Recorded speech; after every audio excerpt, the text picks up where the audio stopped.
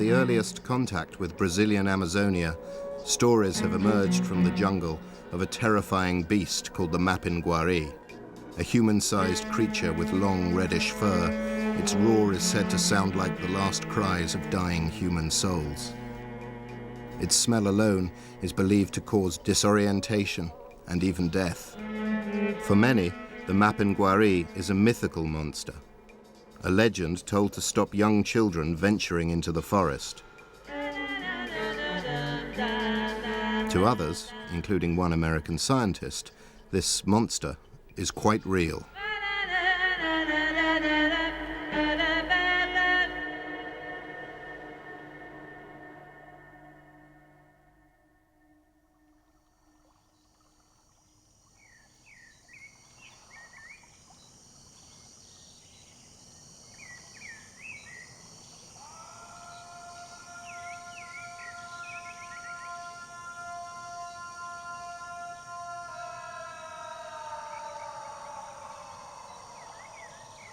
The scientist hoping to bring the Mapinguari from the realm of myth into reality has been working in the Amazon rainforest for 25 years. Half the time I think I'm close to one of the most sensational zoological discoveries of the end of the 20th century.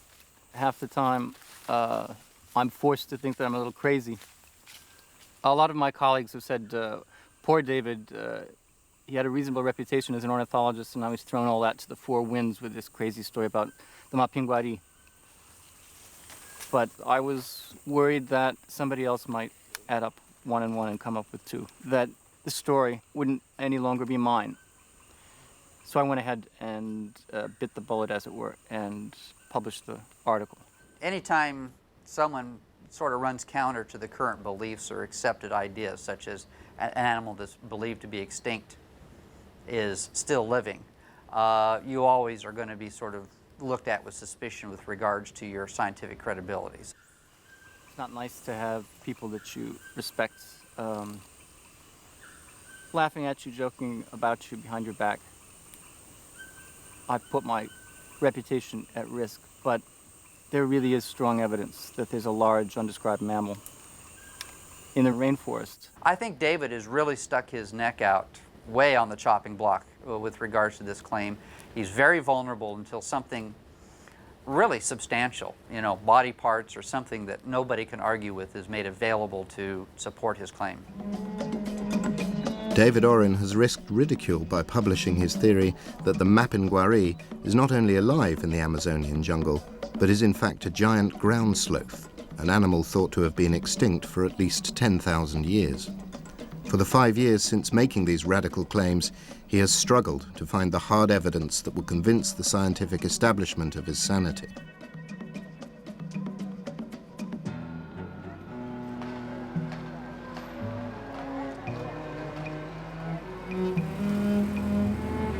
David lives and works in Belém, on the east coast of Brazil, at the mouth of the Amazon River.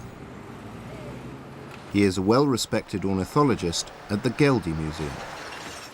In 20 years of research in the rainforest, he has collected several new species of birds.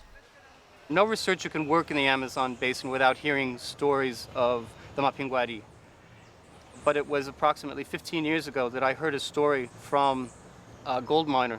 It was quite clear that he wasn't lying, and a light went off in my head when I heard this description, when I listened carefully. It could only be a ground sloth. I said, wait a minute, David. There can't possibly still be ground sloths alive in the Amazon. For most of the scientific community, the only sloths still surviving live in the trees. Here in the zoo, we have three-toed sloths, Bradypus, and in common with the Mapinguari, the three-toed sloth has very large claws, but that's where the similarity ends, really. It moves very slowly, the three-toed sloth, whereas the Mapinguari, when it's irritated, can move almost as fast as a human being can run. This creature, maximum about 3 kilos, whereas the Mapinguari would weigh between 300 and 400 kilos. So although they're related to one another, there are more differences than there are similarities. By the end of the Ice Age, we have ground sloths all the way from the southern tip of South America north into Alaska in North America. very successful group. Unfortunately, that success ended 10,000 years ago, and as far as I'm concerned, 10,000 years ago, ground sloths became extinct. As the world's leading expert on ground sloths, Greg MacDonald is the one man who could bestow respectability on David's theory. And while he remains skeptical about the existence of a living specimen, here at the Page Museum in Los Angeles, he has found fossil evidence which tallies with David's description of the Mapinguari. This animal here provides at least a good idea of what we can think of on a scaled down version, that the animal could sit upright and look around. We see that in the skeleton of these animals. He talks about it being able to make a roaring sound, a loud noise that carries through the jungle. And if you look at the throat region there of the sloth, you see some very large bones at the base of the tongue and the vocal cord, which suggests that maybe it could have made such a loud noise. So if you think of a smaller size animal living in the forest, being able to get an upright position and making a roar, that sort of matches up with what we know from the fossil record. This animatronic megalonychid sloth, here being savaged by a saber-toothed cat, is Greg's best guess for a Mapinguari.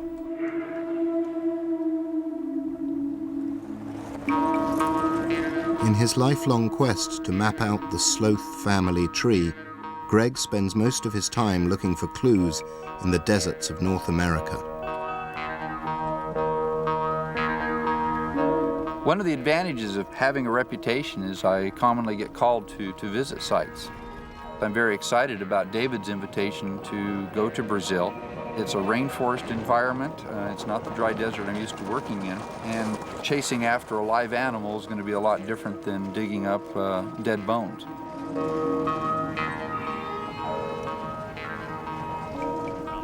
Before heading south to Brazil, Greg has met up with paleontologist Bob Reynolds for a routine inspection of a cave site in the Mojave Desert.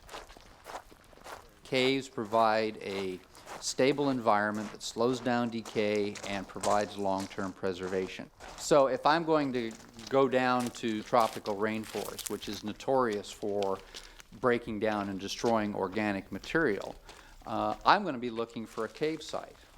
One, a cave is going to preserve the fossil material, but two, if it's going to be used possibly as a den site by a sloth, that's where I would have to look if I was going to try and find any modern evidence for a living giant ground sloth. When we first found it, it was at a level back here, right here, and so that was our datum, and we could see the back of the skull leaning. Yeah, it'd be really nice if there was a living animal. As a paleontologist, I'm very limited in what I have to work with: the skeleton, dung material, occasionally some mummified material. But other than that, I don't have a whole lot to work with. So yeah, if there was a living animal, we'd learn a lot more about him real quick.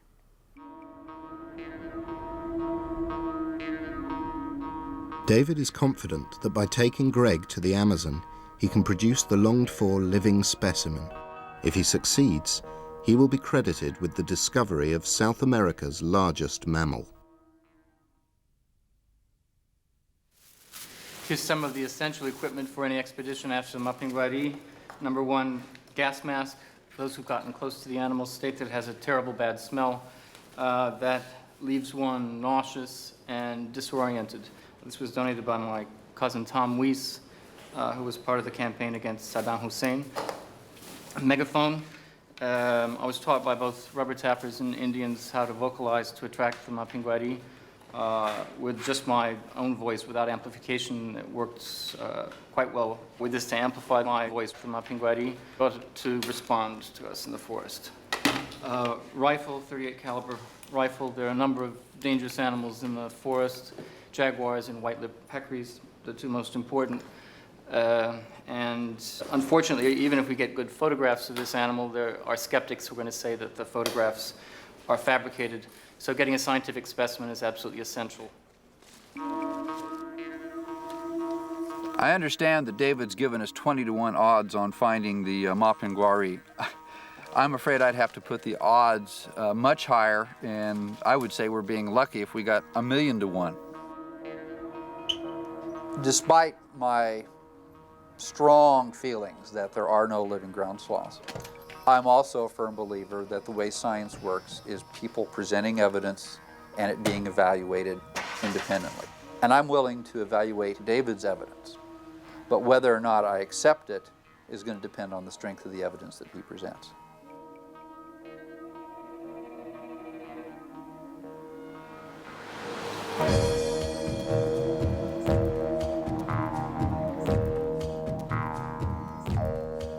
Certainly, to have a living animal is all going to add interesting information if you actually had a specimen to work with.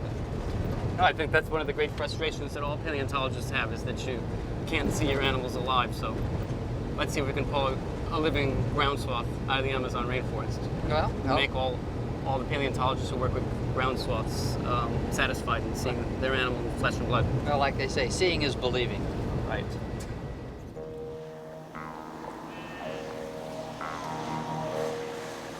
Before they head into the jungle, David starts the campaign to convert Greg at Piauí in southern Brazil. Here at a calcium mine, there are some cave paintings which David thinks provide the first ever evidence of interaction between man and Mapinguari. Dr. Guidon, I'm David Oren from the Geldy Museum in Belém. We have no real direct evidence right now of humans and sloths interacting in any way, shape, or form. So if this supposed painting of a ground sloth is more than just some splotches on the rock, and it's real young in age, then I'm certainly going to be less of a skeptic and give David more of his due that there may be a surviving ground sloth in the Amazon. Now they are being covered little by little because the water is coming from the top and depositing calcite on top of the paintings. Okay. But we can see the head and then the forearms and the legs and then this big tail.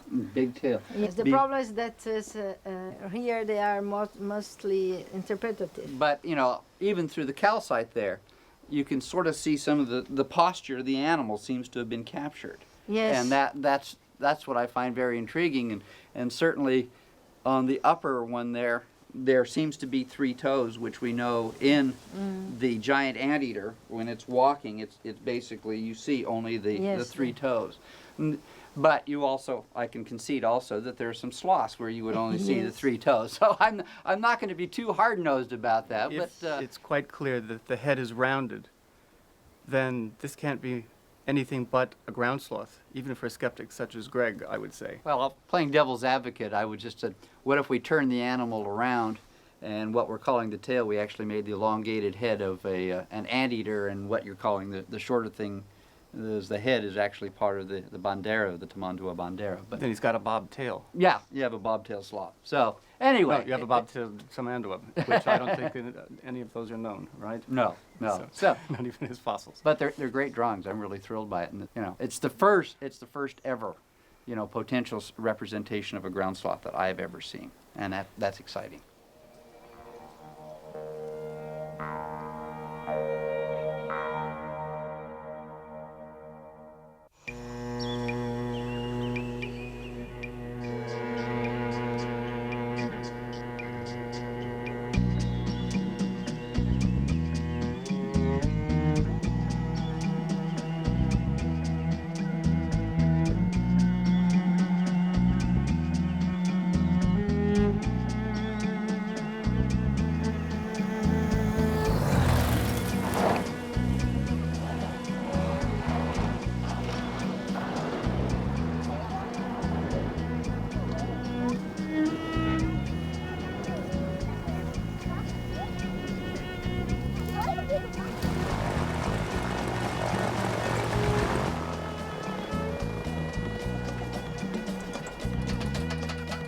David and his field assistant Dionisio have brought Greg to Baja San Manuel on the banks of the Tapajos River, 1,200 miles southwest of Belém. It's to be the scene for Greg's initiation into Mapinguari folklore. Beautiful view, isn't it, Greg? Yeah, now this is the Tapajos. This is still Tapajos. Accompanying them on their expedition is bush pilot and Amazonian veteran Lucho James. The reason we're in Baja de San Manuel is that 2 colleagues of mine were there about 2.5 years ago and said, David, if you want to find a Mapinguari, go to this place. There were numerous reports of Mapinguaris in the immediate vicinity, and It's very promising territory.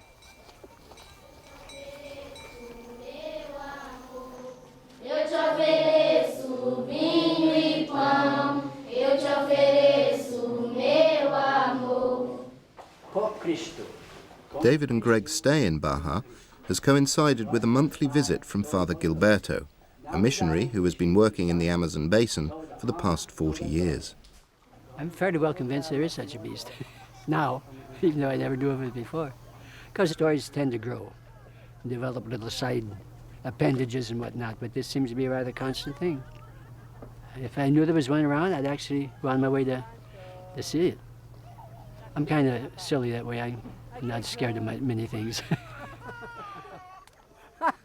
It does appear to be a rather absurd idea on the surface, but since everyone does describe exactly the same thing, there's got to be something out there. Mm-hmm.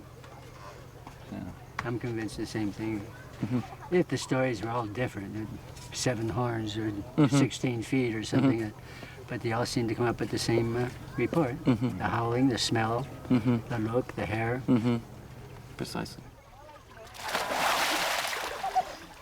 Yeah, I've been around talking with people. Everybody here believe in this creature, in the Mapinguari. They usually say it has a human shape and it smells very bad. And myself, well, I really don't know. You know, the Amazon is so big, it has so many secrets. It can be this creature exists, but I don't know. I just don't know. I'm going to have this opportunity with Greg, showing my witnesses, people who quite definitely aren't lying. There's a little question in my mind that he'll become less skeptical, may even come to believe that this is a reasonable line of research. Gente boa. Professor se encontra? David's investigations have led them to the door of Azevedo, the village teacher for the past 10 years. Gritar, mas ninguém via. Eu não vi a parte que ele estava gritando, se a boca no umbigo, se é lá em cima. Vocalized twice, but they couldn't tell what part of the body it was vocalizing from. People say, some people think it has a second mouth in its belly, which is where I think the gland is that produces the bad smell. Now, what color was it? He said it was yellowish in color. Yellowish in color. Which here, the colors differ a little bit here, which would be beige to rufous reddish kind of thing. David takes the information that he gets from his informants, his eyewitnesses, and he takes it as what they say, with slight modifications to make it more biologically palatable. He's going to try to make tracks. Greg claims the first-hand testimony really doesn't amount to much.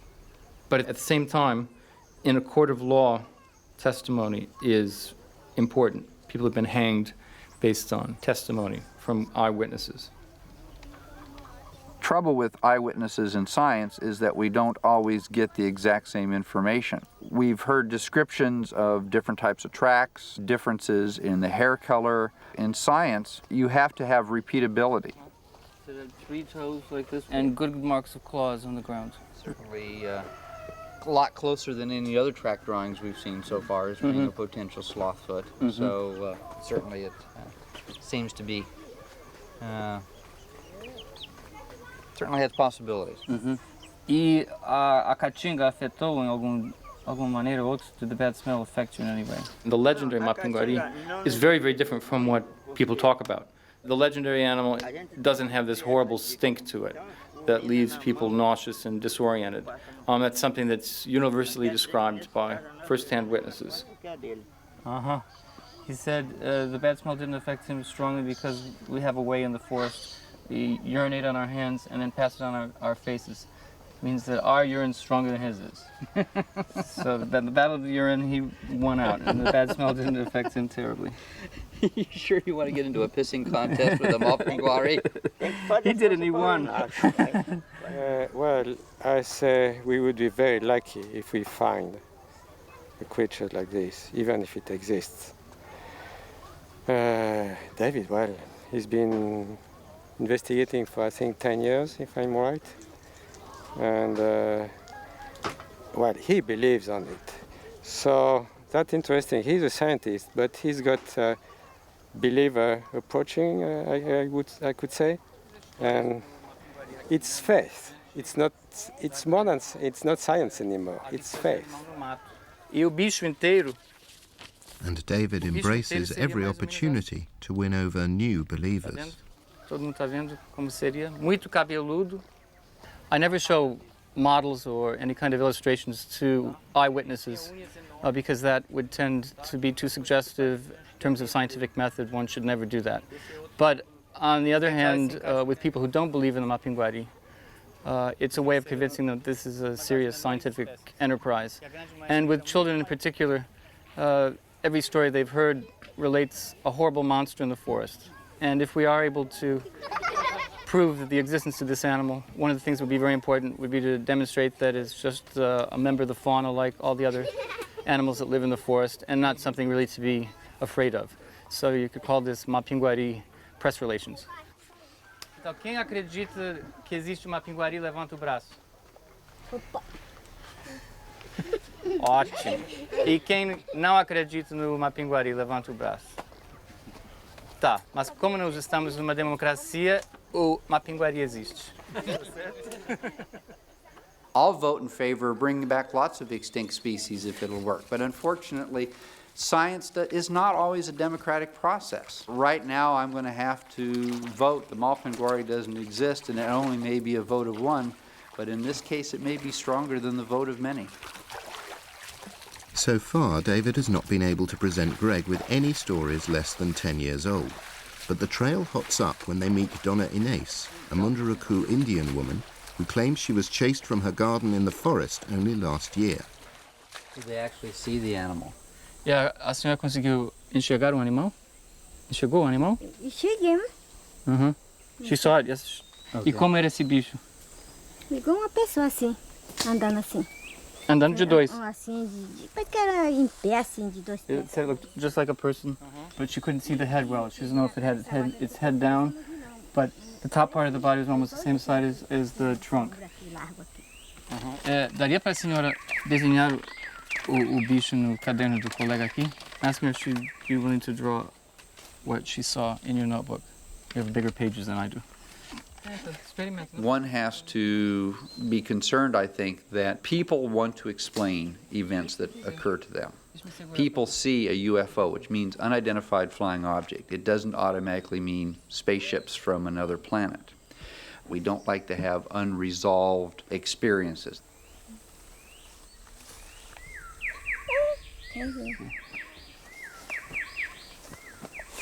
So I think it's rather figurative. She just, the shoulders were very distinctive to her and the rest of it was hair. So she really didn't see two volumes, the way she's describing it.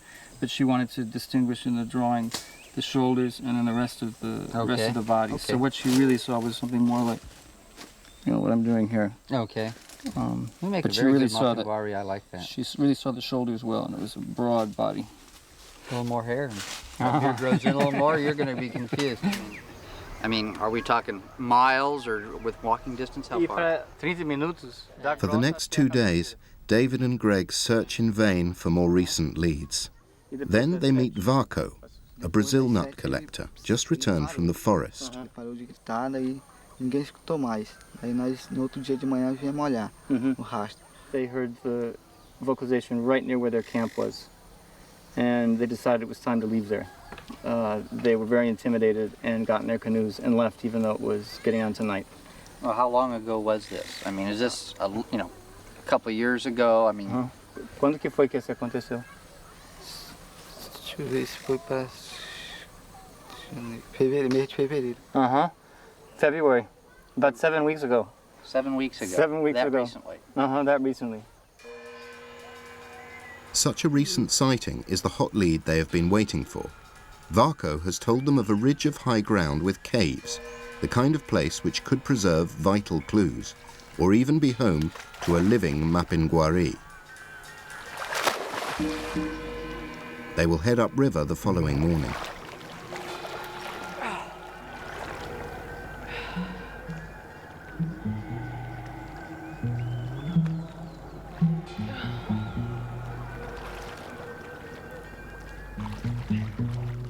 I've heard a lot of very interesting stories and details.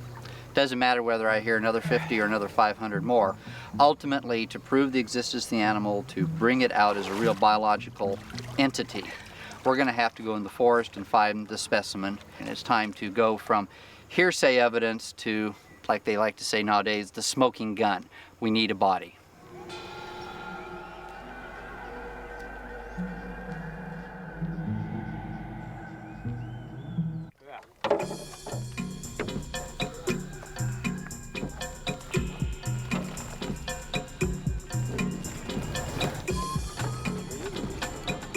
With enough supplies for 8 days and guided by the eyewitness Varco and 3 other locals, the team heads off up the Rio Baharachi.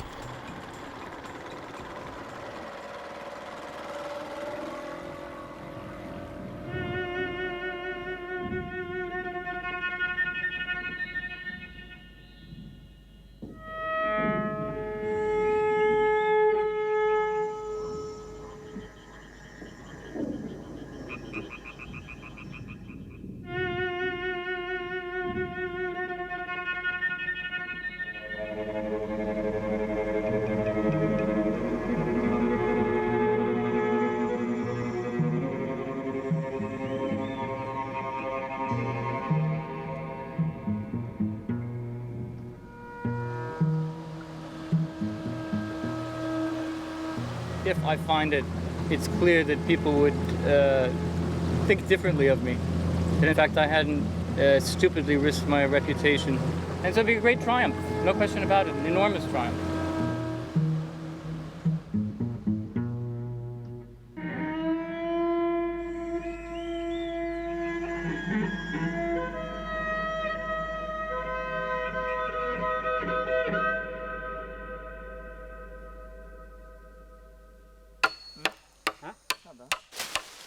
Six hours upriver, close to the point where Varco was chased out of the forest, they set about building what will be their base for the next week. I don't think I've ever been so far from any place before in my life. Now I can see where an animal could hide out here with all the vegetation and that. This is just really in the middle of nowhere. We haven't even finished making up camp yet. I was getting some of my luggage out of the boat, and here's this sound. And I asked Bazinu what he thought it was. And he thinks the herds of white-lipped peccaries here are so loud that all their hooves moving through together in the forest make this sound. I said, that's not the hooves of white-lipped peccaries. That's one of the vocalizations of the Mapinguari. He's going to sleep in the boat tonight. He told us he doesn't want to sleep on dry land tonight. So, in any case, looks good here. Very good.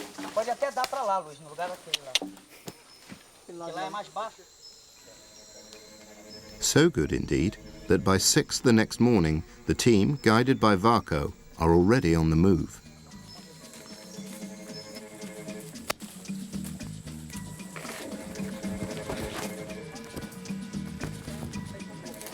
Varco says there's a salt lick, a natural salt lick, a place that's called a Bahiru. There's an excellent place to hunt because there are lots of peccaries there and other kind of game animals. And he thinks if we go to this place, we'd be able to see all the game that come. And hopefully, maybe even a Mapinguari.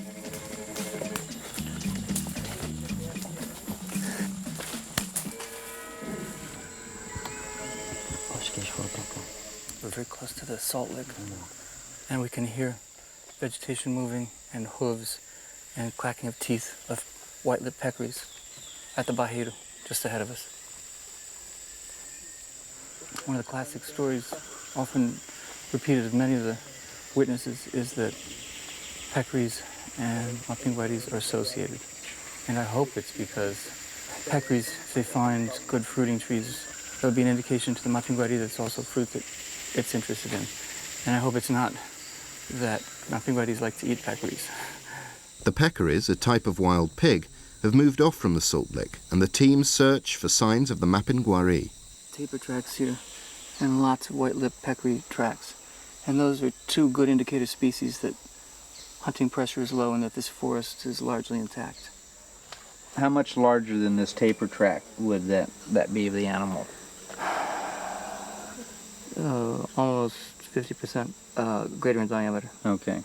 I'm amazed by the amount of information that Dave has regarding this animal. Food, types of palms it ate, where you expect to find it, dry land habitat around salt licks and wallows, animals it's commonly associated with, tapirs and peccaries and that. I mean, that's detailed natural history.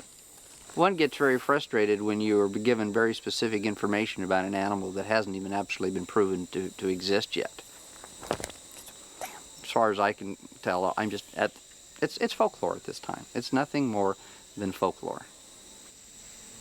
With nothing significant to show Greg at the salt lick, David is taking him straight to the place where Vaco had his first encounter.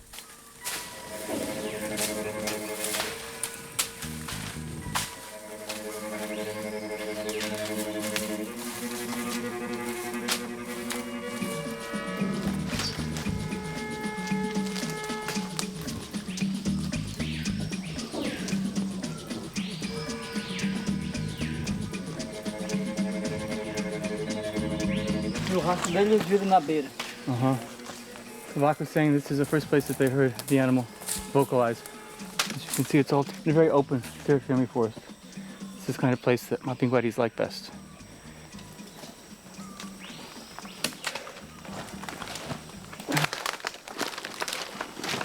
Can we find one slung in a hammock? I doubt we'll find one slung in a hammock hanging in the middle of the forest. No. Todo mundo pronto para o Mapinguari. Following established ornithological practice, David is going to imitate the call of the Mapinguari in the hope of getting a response. It's not working again. You And if the batteries ran down?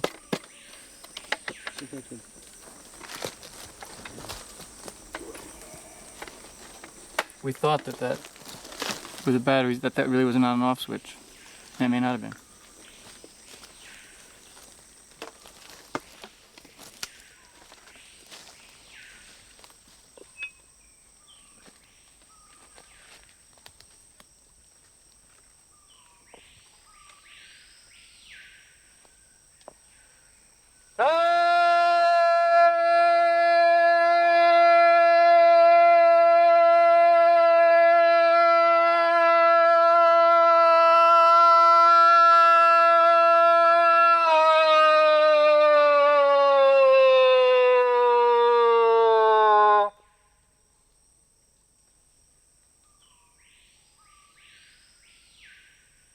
It certainly works a lot better than just me doing it with my hands cupped.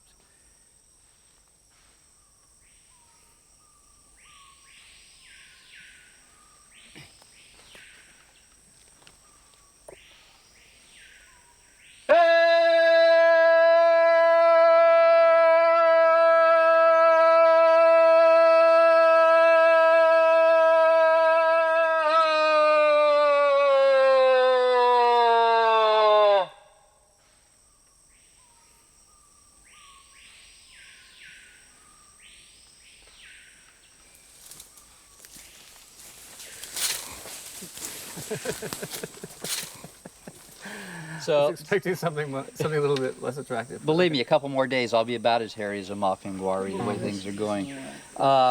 Hey, we've got a couple of critics here. I want to hear how close your imitation came to what they heard. Okay, I'll ask him again. É uma boa imitação de o que você escutou? É uma boa imitação. He says it's a good imitation of what he heard. It growls at the end, but I'm not very good at growling. But that's not going to carry us far. How about if I record my stomach growling? Will that help if we added that? I want you to hear this thing, and you're going to stop making jokes about it. Let me try again. Since the hill's over there. Do it over here.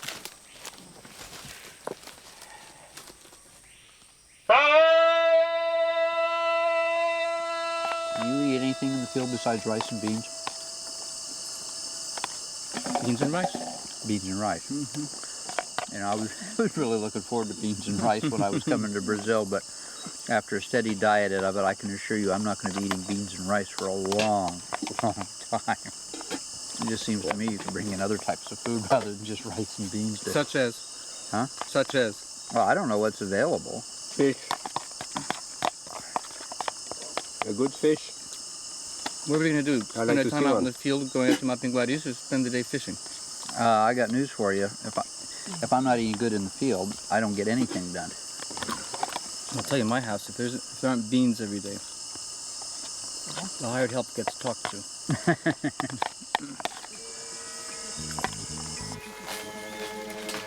The following morning, they set out to look for the caves. David sends the guides ahead to cut a trail. But within half an hour, Varco finds something. Tem dedos, né? Tá indo pra cá. What is it? What do you got? Track. Can you see it? Ontem a gente estava andando em cima da trilha que ele estava deixando. Yesterday they walked a bit here, so if you see other tracks, some of them are It looks like a human track. I mean, human. have him put his just off the ground so he doesn't, just for comparison, so we have a scale there. Coloca o pé ao lado, não em cima. Não. Ao lado. Heel. Toes. I He mean, he certainly wouldn't leave a mark like that. Unless he weighed about 8 times what he does.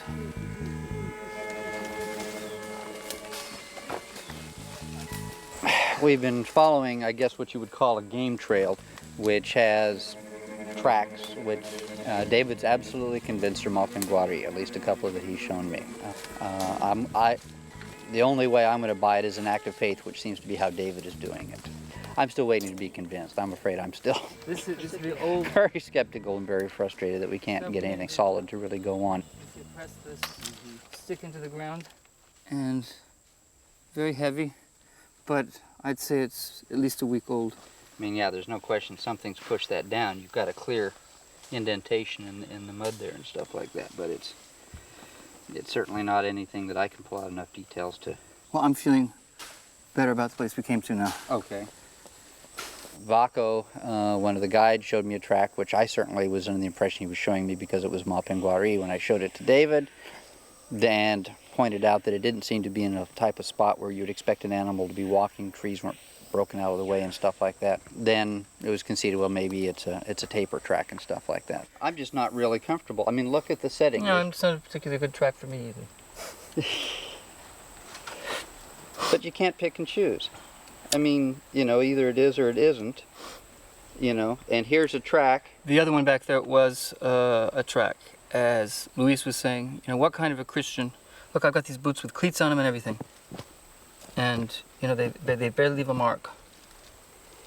And what kind of an But yeah, but this is soft. We're not talking about hard ground. Right, We're talking about and this one isn't one that I'd be willing to say is definitely the animal we're looking for. Okay, so we'll just toss this one out because it doesn't fit the pattern. Exactly, there's a lot of other animals around here. But we They're can't. not just Mapinguaris out here. Okay, but what does Vaco think? Does Vaco think it's a taper? Será que não foi uma anta que percebeu que tinha palmeira espinhosa aqui e depois deu marcha ré? Possível, né?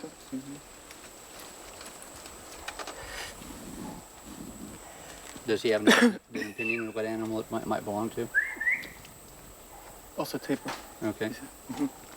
I'm not convinced by the tracks. It's not a track. Oh.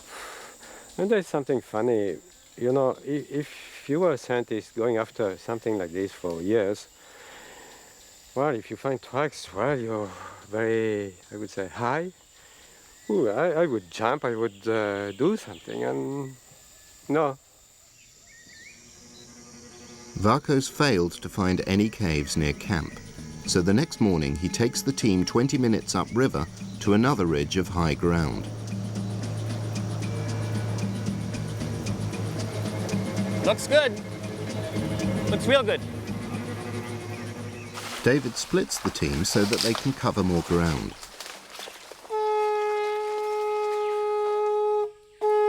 At a rendezvous 2 hours later, 2 of the guides are missing. O Gil respondeu? When they do finally catch up with them, they have found feces. The guides say it's tapir dung, but David thinks it could be Mapinguari. Chance of getting DNA out of this are close to nil. Yeah. Now, do taper feces vary throughout the year as far as hardness or softness, depending on green or dry vegetation? I mean, like I'm cattle. a real specialist on taper. Okay. Okay, tá bom, tá bom. Okay, that'll be enough to preserve this. Okay. Okay, A label David, on let me get you a shot. You bagged your big game here. Ready? There's still not enough light in here. I'm frustrated. Okay, here we go. You're frustrated. There's nobody hanging around you questioning everything that you stand for. Well, not questioning everything you stand for. And that. I've never meant to question. All I'm trying to do is see for myself what your paper was about. And that. But if I come in automatically accepting off the top of my head that everything is exactly the way you presented, I've got... Then I could have stayed in Idaho. I wouldn't have had to bother coming down here. So I've got to come in with an open mind and being willing to look at both sides of it. And that. I mean, I'm sorry if that has offended you. I've certainly never meant to. When you say, you know, you don't believe me, I got 4 people on my side who are also being questioned. And they don't like it. Oh, I'm sorry. If, you know, if you've been in science long enough to know that questioning is the basic thing. If I have to give up that, then I've given up science. Right. You know, I'm sorry if I offend them. I don't mean it as a personal affront. Okay.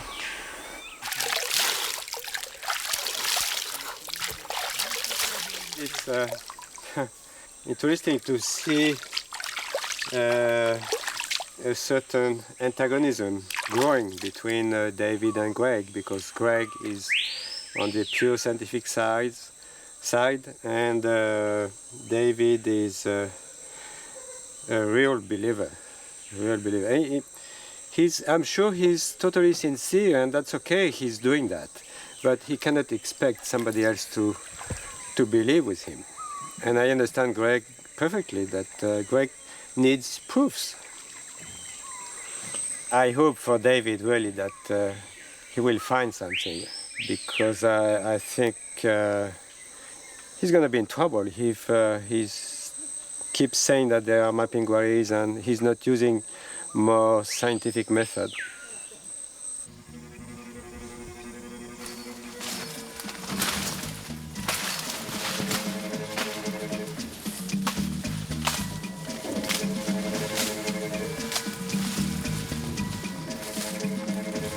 David's campaign to convert Greg is running out of time. He has only 2 days left, and Vaco still can't find the caves.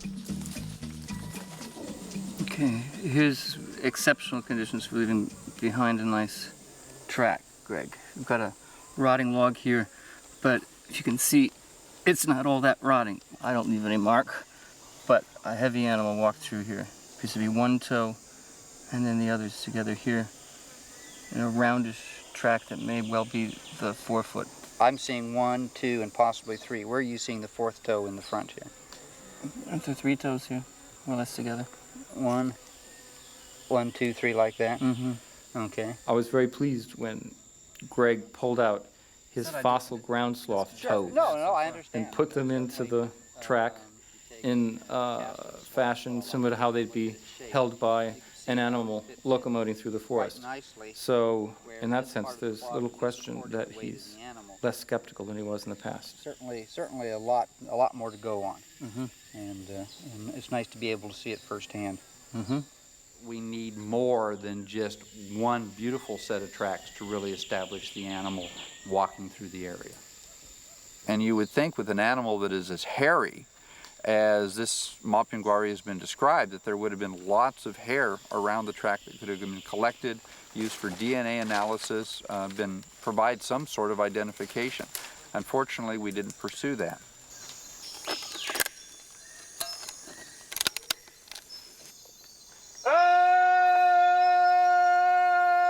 We are more hunting than searching scientifically, and even for hunting, it's bad hunting. We don't have dogs. We could have dogs, something like this.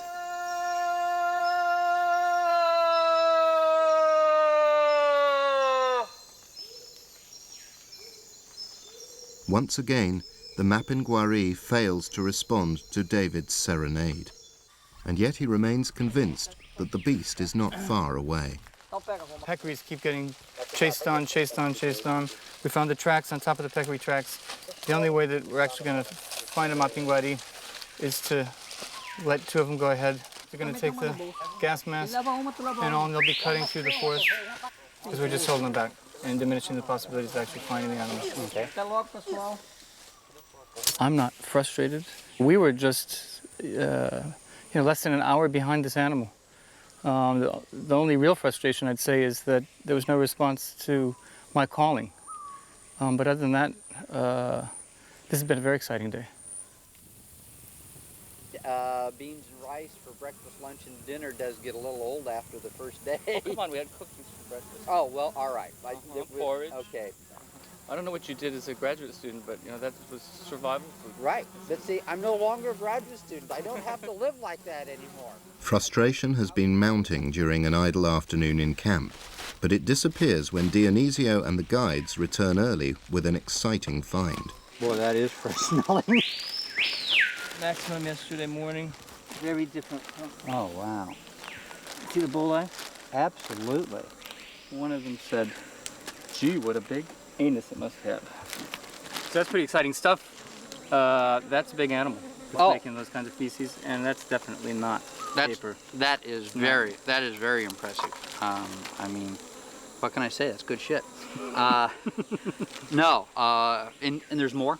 I mean, this isn't just a one-shot deal. There's plenty more where that came from. And And this trail with tracks in both directions and the branches broken off, we got to get there tomorrow as soon as possible. Okay, I'm impressed. I mean, the size, the bull eye, the overalls, I mean, it certainly looked like the fossil sloth dung that I've seen.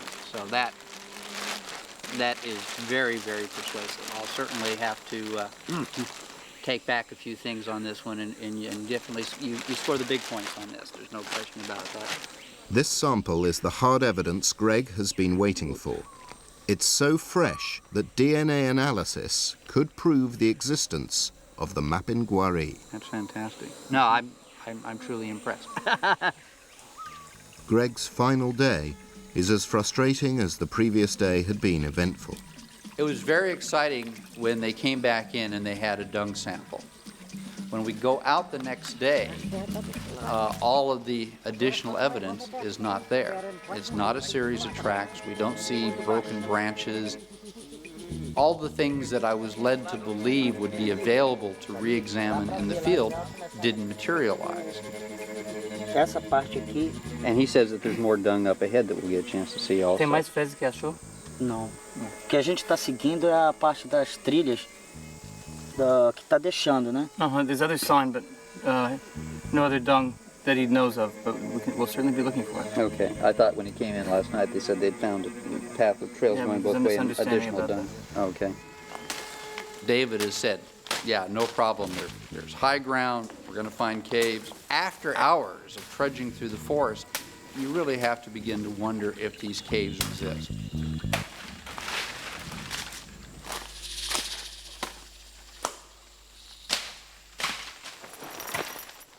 For Lucho and Greg, the expedition is over. They'll head back to Baja and civilization. Greg is taking the dung samples back to the States for DNA testing. Obrigado por todos. David and the guides are to stay in the forest for another week of hunting the Mapinguari. Obrigado. Everything hinges on the dung. If it's tapir, giant anteater, or some other animal, then David's really no better off than he was at the beginning of this project. Greg came to Brazil expecting to discover that I was, out in left field, as say. But he's come around, and he really believes that there probably is something undescribed by science. So that's been a triumph, I could say.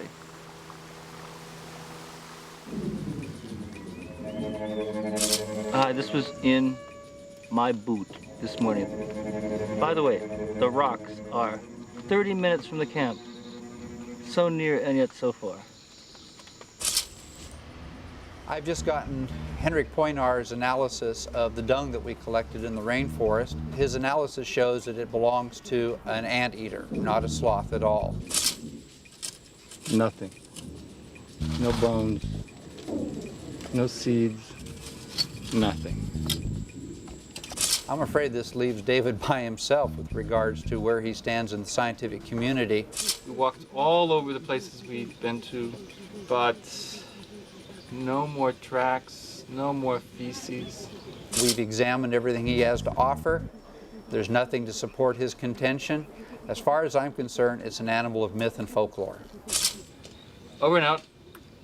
All best. Bye-bye.